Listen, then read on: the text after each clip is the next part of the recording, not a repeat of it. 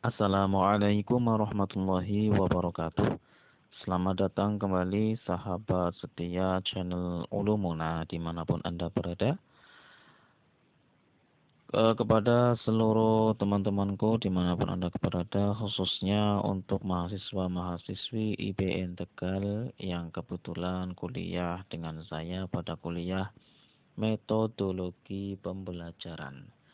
Kembali lagi kita kuliah pada tema pendidikan dan pembelajaran. Baik, untuk mengawali kuliah ini, semoga materi-materi ini kita berdoa semoga materi-materi yang akan saya sampaikan ini bisa membawa manfaat untuk saya dan untuk para pemirsa. Untuk tema kali ini, pendidikan dan pembelajaran. Seringkali kita mengungkapkan kata pendidikan, pembelajaran, atau yang lainnya seperti pengajaran dan lain sebagainya.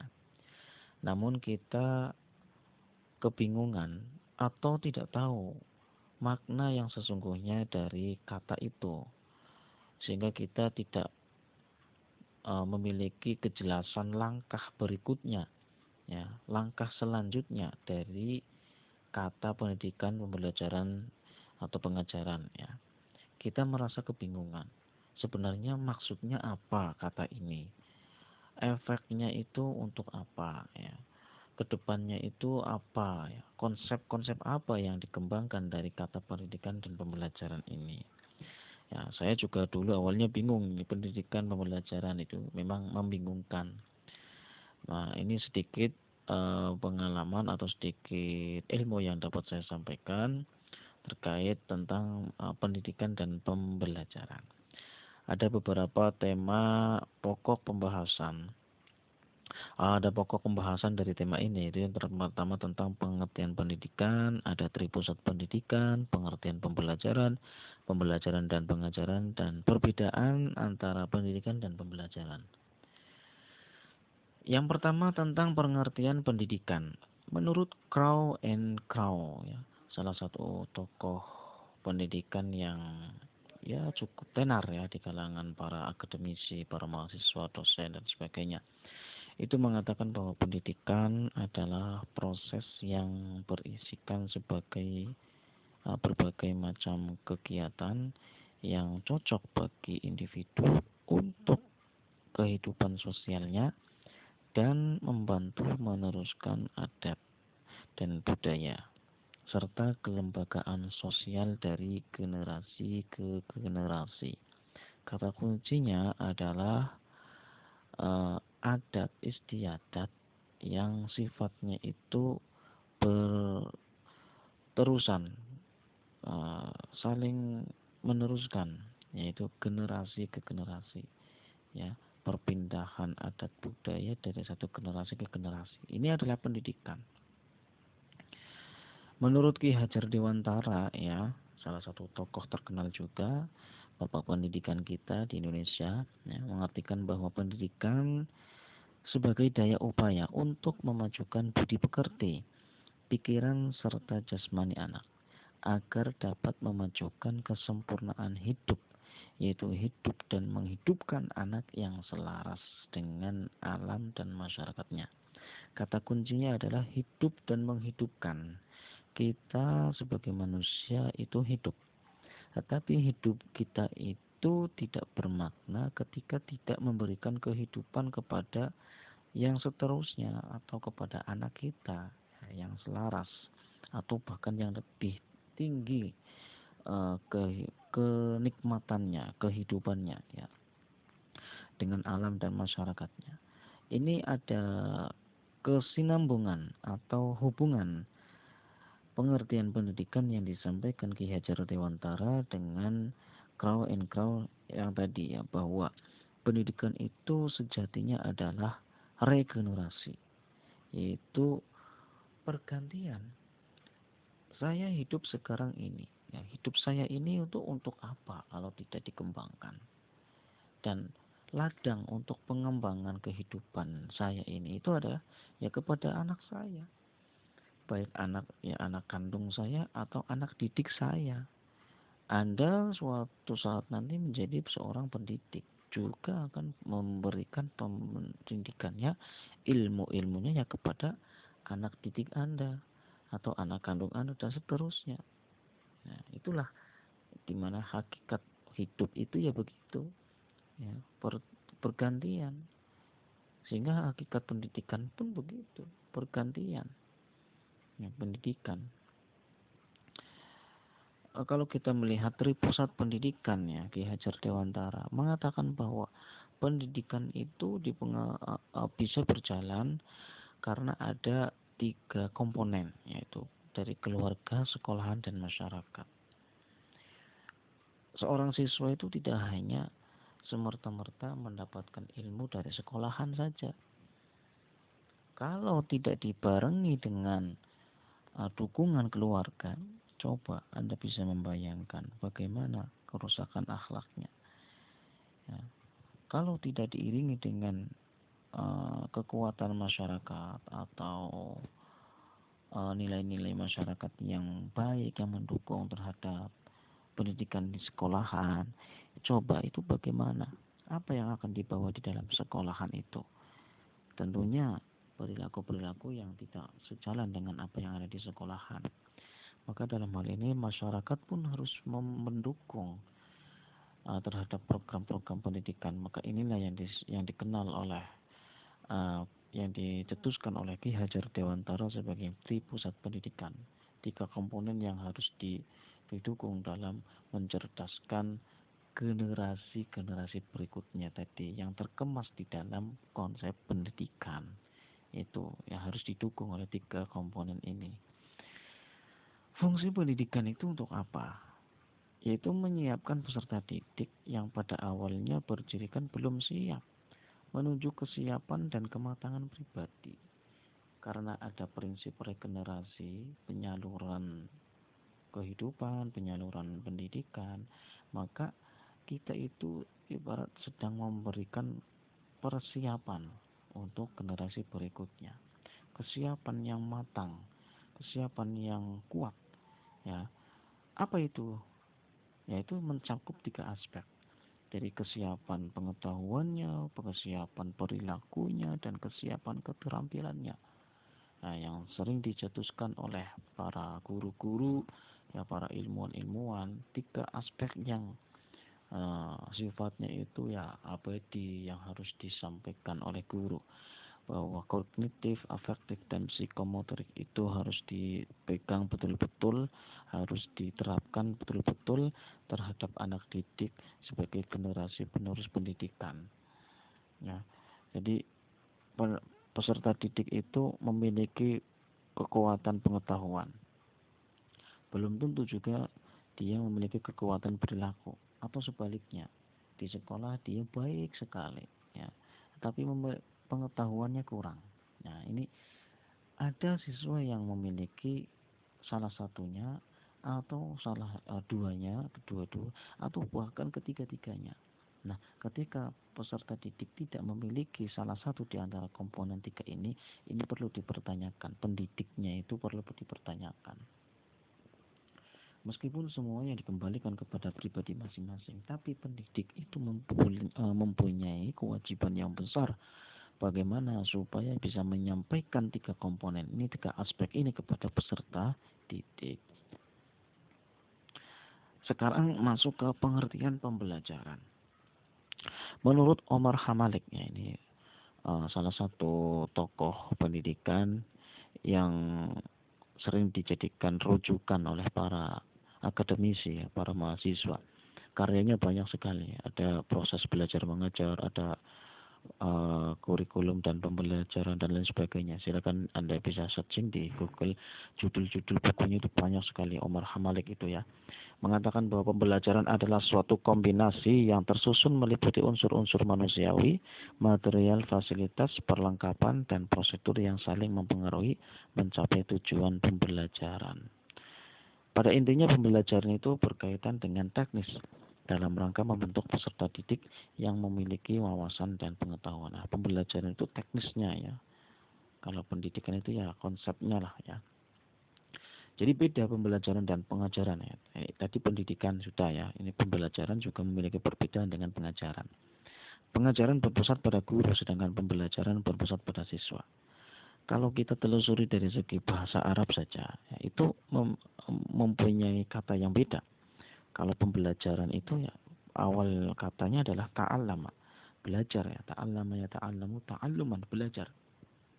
Siswa belajar. Nah, ketika seorang siswa melakukan kewajibannya menuntut ilmu dengan mencari ya, mendalami sebuah ilmu pengetahuan, itu dia sedang melakukan proses pembelajaran. Ya, dia belajar tapi dia sedang melakukan proses pembelajaran. Nah, ketika proses pembelajaran berarti ta'allumannya itu dia memiliki guru. Nah, inilah yang disebut dengan pembelajaran. Berpusat pada siswa. Kalau pembelajaran, ta'allama ya ta'allamu, ta'alluman, belajar. Belajar itu yang melakukan subjeknya adalah siswa. Kalau pengajaran itu subjeknya guru, berpusat pada guru. Kalau bahasa Arabnya itu allama yu'allimu ta'liman, allama mengajarkan. Jadi memberikan ilmu, mentransfer ilmu, yaitu tadi mentransfer afektif, kognitif dan psikomotoriknya, mentransfer. Maka pengajaran, nah, pengajaran lebih fokus kepada guru. Jadi bisa dipahami ya bahwa pengajaran dan pembelajaran itu kata dasarnya itu berbeda. Ya mungkin Anda masih bingung membedakan antara pendidikan dan pembelajaran. Nah, coba kita lihat tabel ini ya, perbedaan antara pendidikan dan pembelajaran. Pendidikan memiliki arti lebih luas, kalau pembelajaran lebih sempit. Jadi pendidikan itu yang lebih luas ya, sifatnya itu lebih mencakup semuanya. Pendidikan itu di dalamnya ada pembelajaran, tapi pembelajaran itu belum tentu itu masuk dalam sebuah pendidikan. Bisa saja kan anak didik belajar tentang mencuri misalnya, itu juga ada pembelajarannya, bagaimana mencuri yang legal ya, mencuri yang sifatnya halus dan sebagainya. Ini kan pembelajaran, tapi dalam konteks yang masih sempit, parsial, terbagi-bagi. Tapi pendidikan ini adalah murni ya, pendidikan itu bersih, jernih, murni. Kemudian pendidikan itu mentransfer nilai-nilai ya, maka nilai-nilai pendidikan itu berarti nilai-nilai yang bagus ya, nilai baik dan nilai yang baik dan buruknya. Kalau pembelajaran itu mentransfer pengetahuan, ya, mentransfer ilmu ya, meskipun ya, ilmu itu sebenarnya konotasinya itu adalah bagus, baik, tapi kadang-kadang ada juga ilmu yang bersifat jelek, ilmu yang menyesatkan mungkin ya begitu. Jadi kalau pendidikan itu mendidik, kalau pembelajaran yang mengajar. Dalam kata bahasa Arabnya saja juga berbeda ya. Kalau mendidik itu ada bayu adibu takdiban. Kalau pembelajaran itu ya tadi ya bisa dari kata ta'allama ya ta'allamu ta'alluman, atau didukung dengan allama yu'allimu, alima ya allama yu'allimu ta'liman, mengajarkan. Ya. Pembentukan sikap ya kalau pendidikan, kalau pembelajaran membutuhkan skill karena berkaitan dengan teknis, kalau pendidikan berkaitan dengan konseptis ya.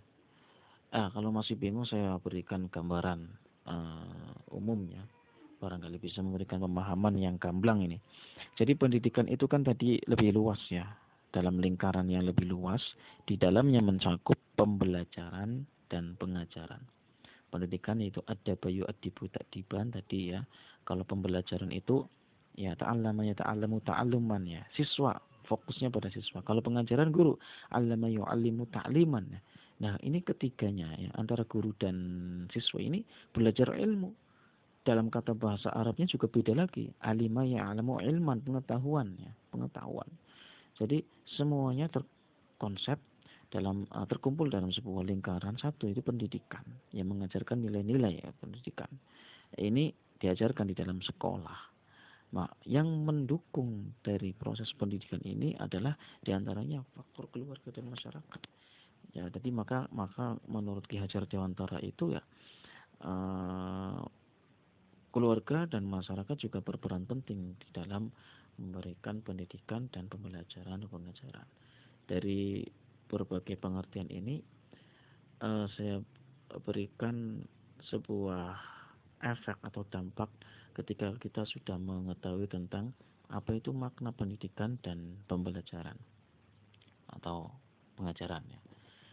Kalau kita bicara terkait dengan konsep atau teori ya, itu ada teori misalkan belajar ya, belajar itu ya pembelajaran dari yang kemudian membentuk pembelajaran. Ada teori belajar misalkan teori nativisme ya. Teori belajar nativisme yang dicetuskan oleh yang isinya begini ya. Pencetusnya saya agak sedikit lupa ini siapa ya. Nanti saya buka lagi. Teori nativisme itu mengatakan bahwa tingkah laku seseorang itu atau pola pikir seseorang itu dipengaruhi oleh faktor keturunan ya. Pintar tidaknya seorang siswa itu karena adanya keturunan. Beda dengan empirisme ya. Itu pintar bodohnya atau baik buruknya seorang siswa itu dipengaruhi oleh faktor lingkungan. Nah, ini konsep teori belajar ya, yang dilakukan oleh siswa dalam melakukan pembelajaran, di mana disertai atau dipantau oleh guru, yang mana guru melakukan pengajaran di dalam sekolah itu ya, di dalam sekolah. Nah, ini kita menemukan konsep atau teori belajar ya tadi ya, nativisme dan empirisme. Kalau sudah mengetahui konsep ini, teori belajar, itu kita akan mengetahui langkah berikutnya bahwa belajar itu ya bisa dipengaruhi oleh karena ada keturunan, bisa ada yang mengatakan pengaruhi oleh faktor lingkungan. Nah, kemudian ketika kita membedakan teori ini dengan teori pendidikan misalkan ya. Nah, kalau teori pendidikan itu kan salah satu contohnya ya, ada teori pendidikan sepanjang hayat. Teori pendidikan sepanjang hayat. Di antaranya pencetusnya itu tadi salah satunya adalah Ki Hajar Dewantara begitulah ya. Kalau dalam konteks Islam pada zaman dahulu ada Syekh Az-Zarnuji ya, dengan konsepnya yang menyatakan pendidikan itu harus tulus zaman misalkan ya. Ala la tanalul ilma illa bisitatin, yang diantaranya adalah tulus zaman, sepanjang zaman, terus menerus. Nah, ini konsep pendidikan itu sepanjang hayat. Ketika konsep pendidikan, kita sudah memahami konsep pendidikan itu sepanjang hayat, berarti sepanjang umur kita itu yang melakukan nilai-nilai pendidikan. Nah, ketika melakukan nilai-nilai pendidikan itu ya tidak harus kita berpacu pada nilai-nilai atau pengetahuan-pengetahuan yang dilatar belakangi oleh keturunan, faktor keturunan atau faktor lingkungan. Yang penting kalau melakukan sebuah tindakan bernilai baik, itu ya juga malah sedang melakukan ibadah ya. Kita sejatinya sedang melakukan ibadah yang dikemas dalam konsep pendidikan itu. Jadi kan konsepnya masih umum ya, sudah terlalu umum tapi mengarah ke semuanya. Nah, jadi konsep pendidikan sepanjang hayat ini juga nanti pada akhirnya mencangkup teori nativisme, mencangkup teori empirisme itu ya. Kalau empirisme dan nativisme itu kan teknis ya.